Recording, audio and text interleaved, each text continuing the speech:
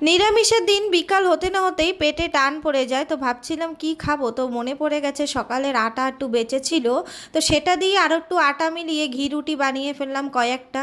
যখনই ভাবি গ্যাস বাঁচাবো তখনই কারেন্টটা চলে যায়, তো আজ কিছু ভাবিনি, বসিয়ে দিলাম চা। আজকাল নাকি সিলিন্ডারও চুরি হয় শুনলাম, তো যার যার সিলিন্ডার শেষে সামলে রাখো, আর মনের ভুলেও বাইরে রেখো না সিলিন্ডার। ছোটবেলা থেকেই আমার চা খাওয়ার কোনো অভ্যেস নেই, এমনকি আমার হাজব্যান্ডেরও অভ্যেস নেই। তাই আমার ঘরে ভুল ভবিষ্যতেই চাটা বানানো হয়, তো এখন চা বানানো দেখে আমার বড় মেয়ে বললো, মা আমিও চা খাবো, আর বড় মেয়ে চা খাওয়া মানে ছোট মেয়েও খাবে। তাই ওদের দুজনকে দুটো কাপে দিয়ে দিলাম, আর আমি নিয়ে নিলাম স্টিল গ্লাসে। আমি জানি না কাপে চা খেলে আমি কোনো স্বাদই পাই না, তাই আমি স্টিল গ্লাসেই সবসময় চা খাই। তো সব কিছু নিয়ে বসে পড়লাম বাইরে, জানি না আমার এখানে বসে যে কোনো জিনিস খেতে খুবই ভালো লাগে।